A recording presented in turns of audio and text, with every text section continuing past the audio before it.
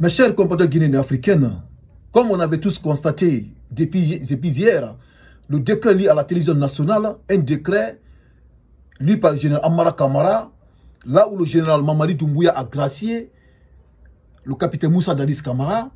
Voilà aujourd'hui, mes chers compatriotes guinéens et africains, la sortie de notre frère, ce célèbre journaliste investigateur Babila, qui va nous parler ici, mes chers compatriotes guinéens et africains, l'article 1192 qui permet à un président de la République de gracier un détenu qui est déjà condamné. Est-ce que vous comprenez? Il va nous parler de cet article, mes chers compatriotes guinéens et africains. Comme vous le savez aujourd'hui, mes chers compatriotes, aujourd'hui, le général Mamadi Doumbouya est en train d'abuser aujourd'hui son pouvoir pour bafouer à toutes les lois de la République. Est-ce que vous comprenez? Parce que n'oublions pas que Mamadi, c'est un jeune au pouvoir. Mamadi, c'est un fantasien. Il ne respecte aucune loi de la République, mes chers compatriotes africains. Même lui, d'abord, Mamadi en personne, la charte de la transition qu'ils ont mis en place, il n'a pas respecté cette charte de transition. Il n'a pas respecté. Raison pour laquelle Mamadi n'a pas respecté son engagement pour ne pas se présenter aux futures élections présidentielles. Voilà aujourd'hui, le même président de la transition, il a gracié un détenu qui est condamné à 20 ans d'emprisonnement, dont l'appel est en cours. Le jugement en appel est en cours. Mes chers compatriotes africains, c'est cet article 1192 qui permet à un président de gracier un détenu qui est déjà condamné. C'est cet article que notre frère Babila va nous parler, mes chers compatriotes guinéens africains. Parce que cette sortie de notre frère Babila, le grand journaliste investigateur, cette sortie, elle est très très importante, mes chers compatriotes africains. Il suffit seulement d'écouter cette sortie de notre frère Babila jusqu'à la fin pour mieux comprendre ce article, pour mieux comprendre quand est-ce qu'on doit gracier un détenu qui est déjà condamné. Mes chers compatriotes africains, quand est-ce qu'on doit gracier un détenu? C'est en suivant cette sortie de Babila que nous allons comprendre, mes chers compatriotes africains. Donc, cette sortie de notre frère Babila, essayons d'écouter cette sortie jusqu'à la fin et mettez dans les commentaires, après cette vidéo, cette sortie de notre frère Babila, mettez dans les commentaires, mes chers compatriotes africains, ce que vous en pensez par rapport à cette sortie. Et vous qui regardez cette vidéo, si vous n'êtes pas abonné sur Kimbo TV, je vous invite à appuyer sur le bouton abonner. Vous allez vous abonner et vous appuyez sur la cloche de notification pour ne pas rater les prochaines actualités de Kimbo TV. Mais surtout, mes chers compatriotes guinéens africains, cette sortie de Babila, elle mérite d'être partagée dans tous les groupes Messenger WhatsApp. Maximum de partage pour que tous les Guinéens africains puissent avoir l'accès à cette sortie de notre frère Babila. Parce que aujourd'hui, Mamadi est en train d'abuser de son pouvoir pour bafouer toutes les lois de la République. Mes chers compatriotes africains, enfin, pour achever sa mission. Pour achever sa mission, pour être définitivement président de la République. C'est son seul objectif aujourd'hui, mes chers compatriotes africains. Mais l'histoire nous donnera raison, Inch'Allah, mes chers compatriotes. Donc suivons cette sortie de Babila jusqu'à la fin. Écoutez. S'agissant de la grâce présidentielle, l'article 1192 stipule ceci.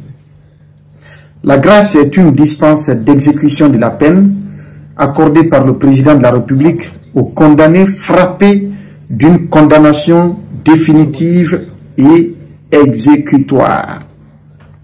Je répète, la grâce est une dispense d'exécution de la peine accordée par le président de la République aux condamnés frappés d'une condamnation définitive et exécutoire.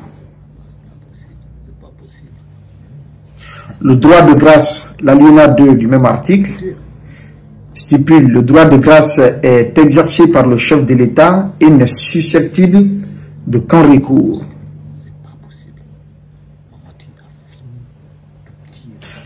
L'article 5193 dit: les recours en grâce sont instruits par le ministre de la Justice après examen, le cas échéant, par les autres ministres intéressés. L'article 1194 dit: la grâce, qui peut être totale ou partielle, laisse toutefois subsister la condamnation qui reste inscrite au casier judiciaire. Elle entre en ligne de compte pour la récidive et peut faire l'objet d'un pourvoi en révision. L'alinéa 2 du même article dit « Elle ne dispense pas en outre des peines accessoires et complémentaires ni du paiement des amendes et dommages-intérêts, sauf dispositions spéciales contraires du décret de grâce. » Et l'article 1195 consacre ceci.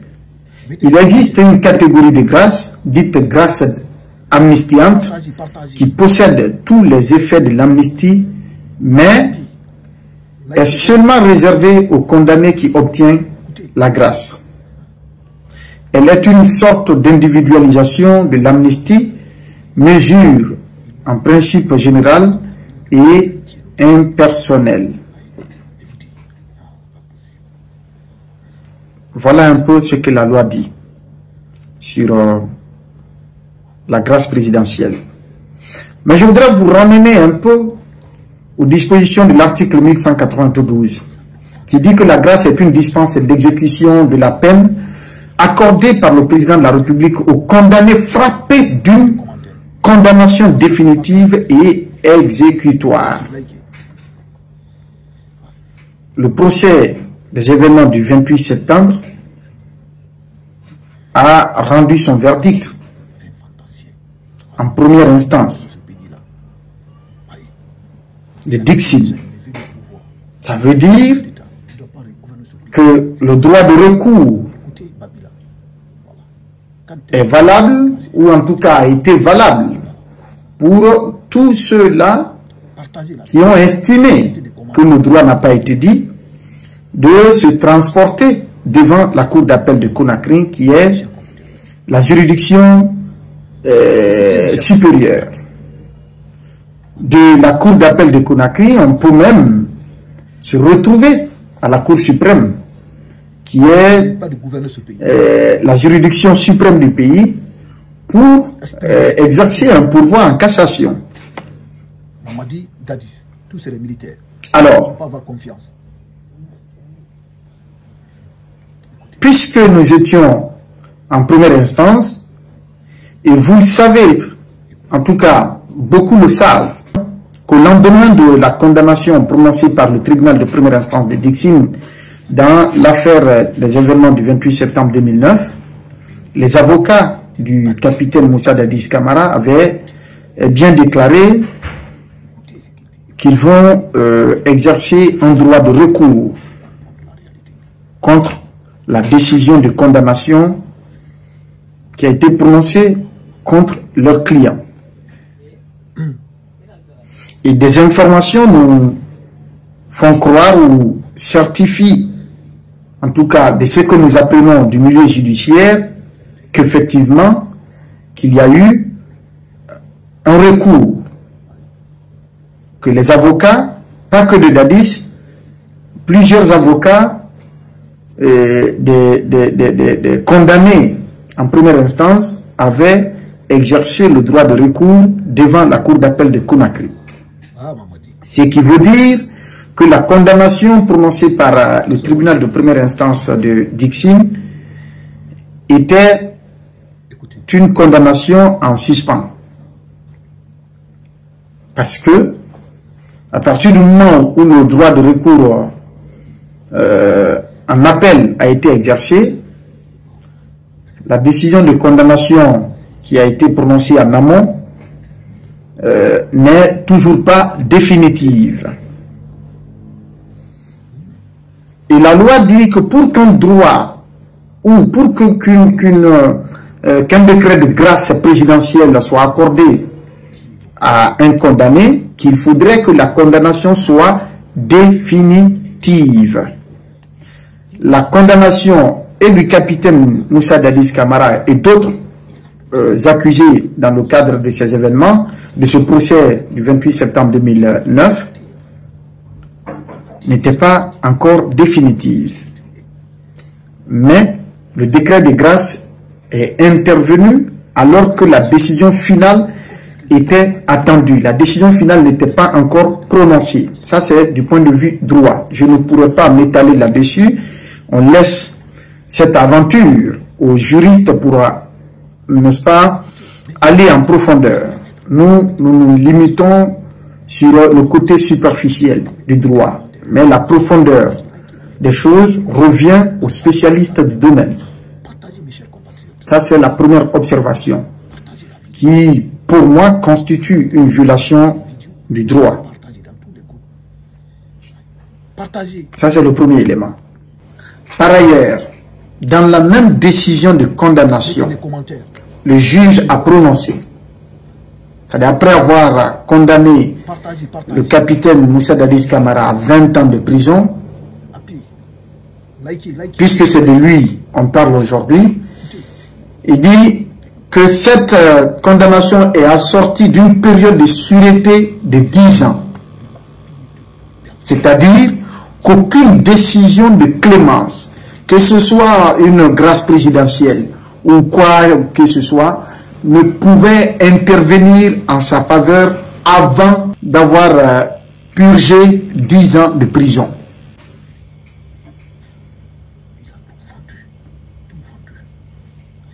C'est à la justice d'apprécier donc. Le procès a été tenu, des milliards ont été investis et tout le monde a cru que ouais, le mal a été sanctionné d'une manière ou d'une autre, même si la décision n'était pas encore définitive. Donc à la cour d'appel, un autre procès est attendu là, pour revenir encore sur le même événement. Le décret de grâce a été pris. Au-delà de cela, le montant qui avait été entériné par les juges comme valeur monétaire pour l'indemnisation des victimes, il y a bien lieu de se poser la question, est-ce que le CNRD est en mesure de payer ce montant-là? Est-ce qu'ils sont en mesure de payer ce montant-là? Ça, il faut se poser cette question également. Parce que c'est des milliards et des milliards. Le montant varie entre 1 milliard et 3 milliards 500 millions. Donc de 115 000 $ à 350 000 $.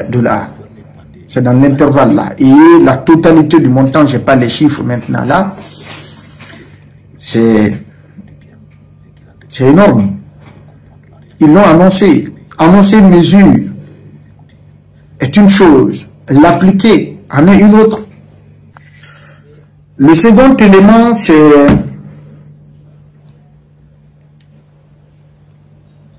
par rapport à la raison qui est invoquée.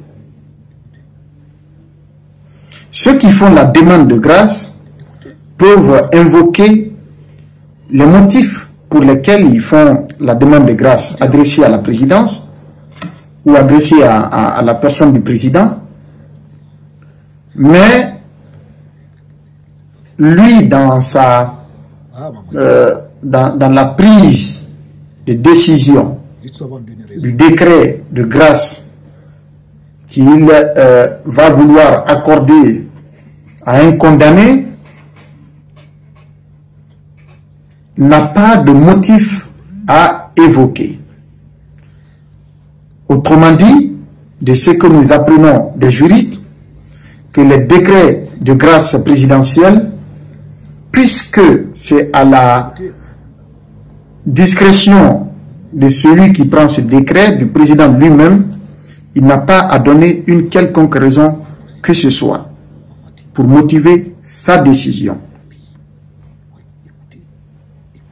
Donc, le décret de grâce n'a pas à signifier que c'est pour X ou Y raison que le président a bien voulu accorder un droit de grâce à X ou Y parce que la loi ne fait aucunement obligation ou ne fait aucunement mention de la justification du droit de grâce ou du décret de grâce que le président peut accorder à un condamné. Ça, c'est le second élément.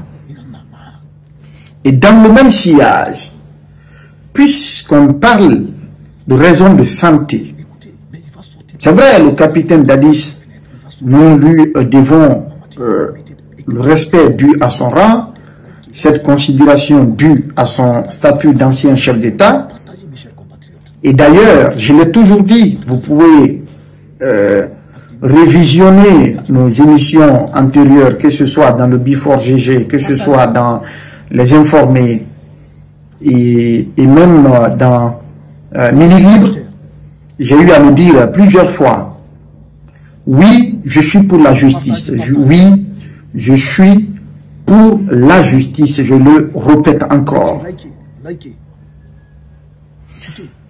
Mais j'aurais voulu, en tant qu'être humain, que les conditions de détention du capitaine Moussa Dadis Camara ne soient pas celles que nous avons connues. J'ai été de ceux-là qui ont voulu qu'il soit traité avec dignité. Que ces conditions de détention ne soient pas aussi vulgaires comme ça l'a été. Qu'on puisse au moins lui accorder un respect dû à son rang, à son statut et tout ce qui s'ensuit, pour lui permettre de purger sa peine, ou en tout cas de purger une partie de sa peine avant de connaître un jour son acquittement en appel, ou ce décret de grâce qui est intervenu plus tôt que prévu, en tout cas du point de vue de plusieurs Guinéens. On parle de maladie. Ça veut dire que le président a une certaine sensibilité pour des cas de maladie. Dans ce cas précis. Pourtant, depuis des années, depuis maintenant 3 ans, bientôt 4 ans, il y a bien d'anciens commis de l'État guinéen qui traînent des pathologies aussi graves qu'on ne peut les décrire, qui ont sollicité de la justice guinéenne, qui ont bien voulu bénéficier de la clémence de la justice guinéenne, ou que la justice fasse entendre, n'est-ce pas, son côté humain pour leur accorder le droit d'aller se faire soigner. Cela leur a été catégoriquement refusé. Voilà un peu pourquoi les actions doivent être guidées avec la bonne foi. Quand c'est avec la bonne foi, on ne trouve pas à redire. Mais quand il y a des intentions voilées, quand il y a des calculs politiques, quand il y a de la manipulation derrière les décisions publiques, forcément cela va laisser entrevoir, n'est-ce pas, les graves manquements, où cela va permettre aux uns et aux autres de comprendre qu'il ne s'agit pas véritablement d'un acte humanitaire comme on tente de le faire croire. Parce que tout simplement, celui qui est humain l'est envers tout le monde. Celui qui défend le droit au bénéfice de tout le monde. Celui qui défend la justice est catégorique, n'est-ce pas, dans sa voix, quelle que soit la personne qui se trouve être en face. Quand on est pour la légalité, on ne fait pas de sélection. Toutes ces valeurs humaines, toutes ces valeurs sociétales, toutes ces valeurs morales, s'il est vrai que nous les incarnons, s'il est vrai que les convictions que nous portons pour ces valeurs, nous ne pouvons en aucun cas et en aucune manière faire le distinguo ou faire l'exclusion ou préférer, n'est-ce pas, défendre X et envoyer Y au cachot. Celui qui est juste l'est envers tout le monde. Celui qui est véridique l'est envers tout le monde. Celui qui défend le droit le fait pour tout le monde. Celui qui défend la justice le fait également pour tout le monde. Si aujourd'hui vous avez tenu à faire parler votre cœur pour faire libérer le capitaine Moussa Dadis Camara pour des raisons de santé, je pense qu'en amont, il y a énormément de cas qui devraient nous permettre, ou dont le traitement devrait permettre à chaque Guinéen de juger de votre bonne foi, de certifier, n'est-ce pas, votre humanisme, de certifier votre engagement en faveur de la paix, la quiétude et la cohésion sociale dans notre cité. Mais bon, je laisse cela à l'appréciation de chacun et de tous. Ça, c'est le deuxième volet. S'agissant maintenant des informations non publiques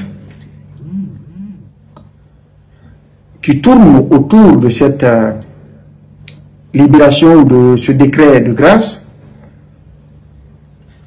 je l'ai dit hier dans un texte, nous avions l'information depuis plusieurs mois qu'effectivement le capitaine Moussa Dadis Camara allait bénéficier d'un décret de grâce.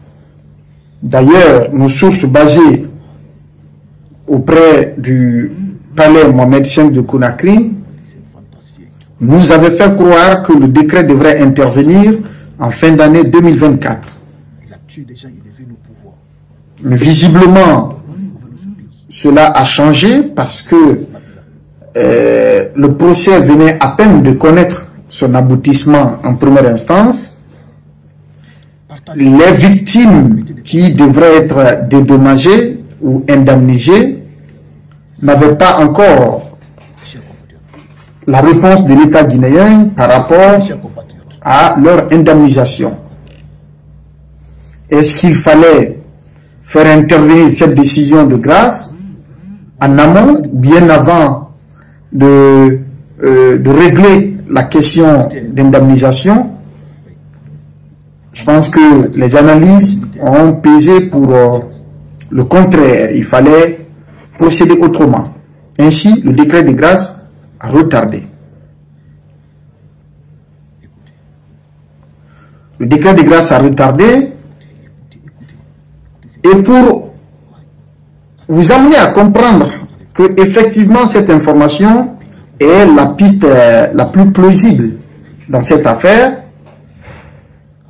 le décret qui a annoncé la prise en charge de l'indemnisation des victimes des événements du 28 septembre 2009 par l'État guinéen est intervenu la veille. Le lendemain, le décret de grâce, ou le deuxième jour, le décret de grâce est intervenu en faveur du capitaine Moussa Dadis Camara,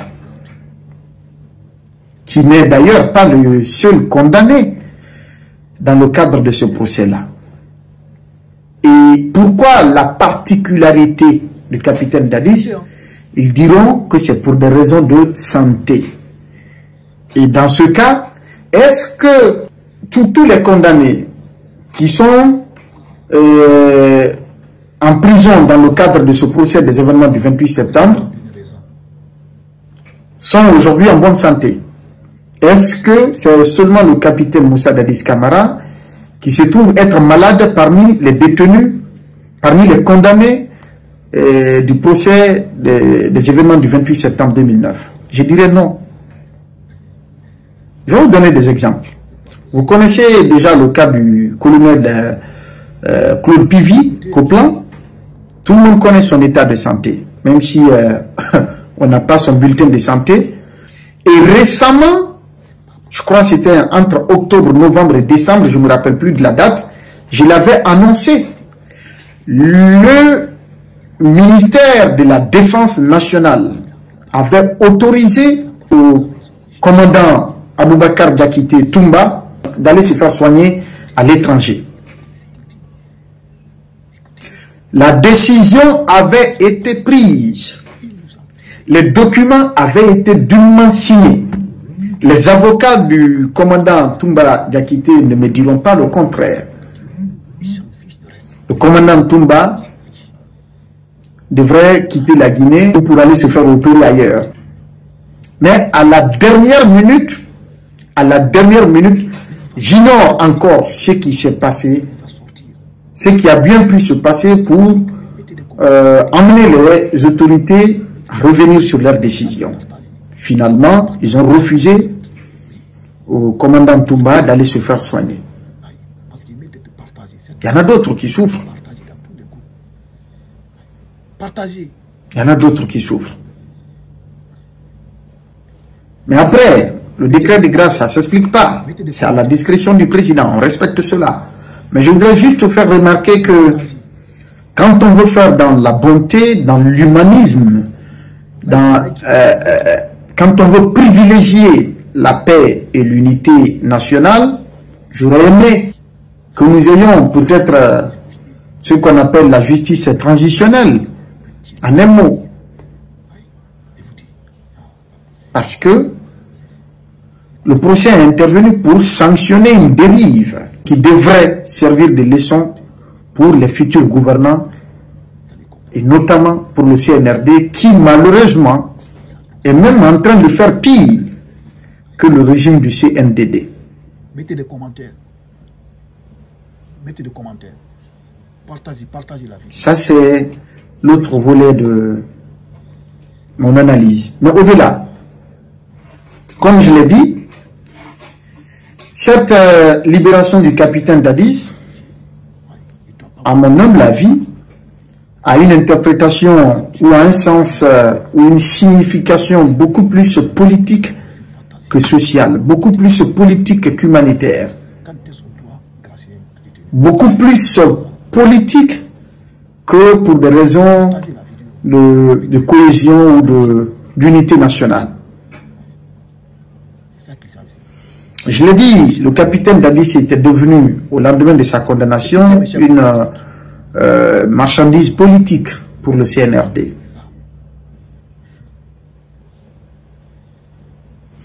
Ce que l'opinion ne sait pas, par plusieurs fois, les sages de la région forestière avaient été reçus à la primature, au temps du CNRD.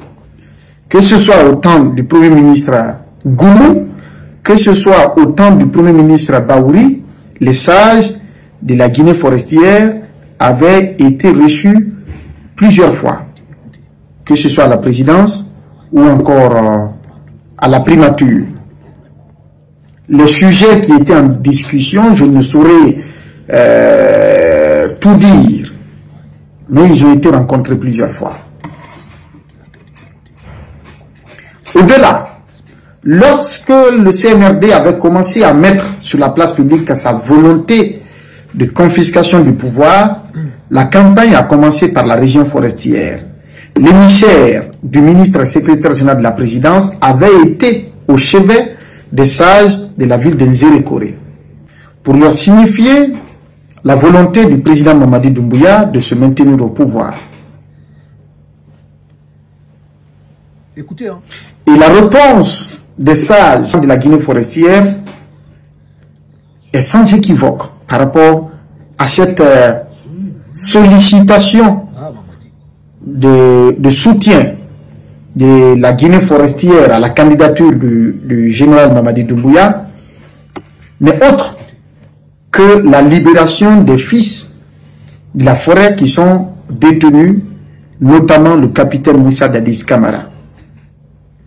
Surtout que les événements qui ont conduit ou la situation qui a conduit aux événements du 28 septembre 2009, c'est l'expression d'une certaine volonté qui n'était même pas aussi effective du capitaine Moussa Dadis Camara de vouloir se maintenir au pouvoir. Et sa déclaration à l'époque c'était que je peux enlever la tenue pour me présenter candidat. Qu'il peut. Il n'a pas dit qu'il décide maintenant de se porter candidat. À cette époque, toutes les forces vives de Guinée s'étaient levées comme un seul homme pour barrer la route à la confiscation du pouvoir par le CNDD, par les militaires, par les putschistes d'alors. C'est ce qui a amené à l'organisation de la manifestation du 28 septembre 2009. Les leaders qui avaient piloté cette manifestation contre la confiscation du pouvoir par les militaires sont pour la plupart en train de soutenir aujourd'hui la confiscation du pouvoir par le CNRD de Mamadi Doumbouya. Ce qui m'amène à dire que les Baouri, l'actuel Premier ministre et tous ces leaders politiques qui font du vacarme aujourd'hui à la gloire du CNRD et qui défendent bec et ongle la candidature de Mamadi Doumbouya, donc la confiscation du pouvoir par la junte militaire au pouvoir, doivent impérativement et nécessairement présenter des excuses publiques au capitaine Moussa Dadis Camara et à tous les autres accusés qui se trouvent être détenus dans le cadre des événements du 28 septembre 2009. Ma raison, elle est simple. Vous avez combattu Dadis parce qu'il a voulu confisquer le pouvoir. Et c'est ce combat qui s'est soldé, n'est-ce pas, à des accrochages, à un drame humain, aux événements tragiques du 28 septembre 2009. Vous avez appelé le peuple de Guinée à barrer la route à la confiscation du pouvoir,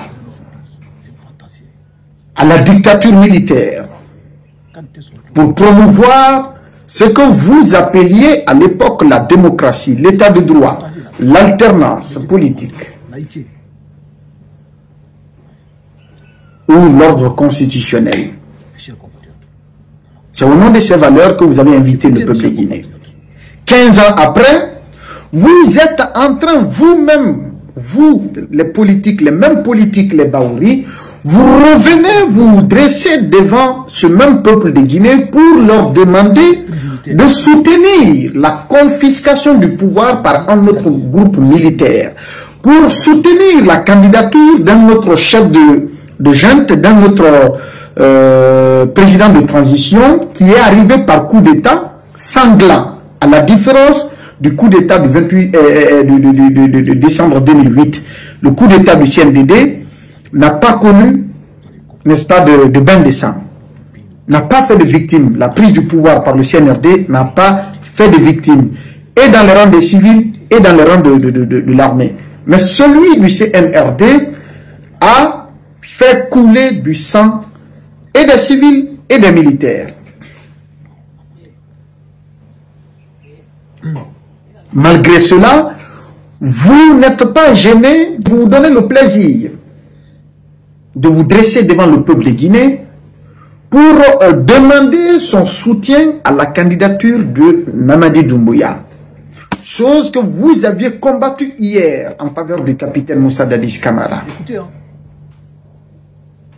Ce qui est arrivé au stade du 28 septembre, à mon humble avis, pas un avis juridique, mais à mon avis, au regard de vos attitudes du présent, devrait être imputé à vous et à la junte d'alors. Vous devez présenter des excuses aux familles des victimes qui vous ont cru et qui vous ont accompagné au nom de la démocratie, au nom de l'état de droit, qui ont répondu à vos appels, M. Baouri et autres. Vous qui avez appelé les liens, la population de Conakry à sortir massivement pour rallier le stade du 28 septembre. Ceux qui sont morts à votre appel, vous avez insulté leur mémoire en soutenant les mêmes causes que vous aviez combattues hier. vous avez insulté la mémoire des victimes des événements du 28 septembre 2009.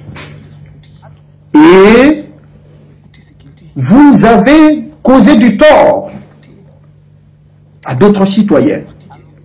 Ceux qui sont aujourd'hui en prison dans le cadre de ces événements, vous devriez être condamnés au même titre que ces gens-là, à partir du moment où vous vous tenez aujourd'hui pour défendre mordicus la confiscation du pouvoir par le CNRD, pour défendre la confiscation du pouvoir par ce groupe de militaires.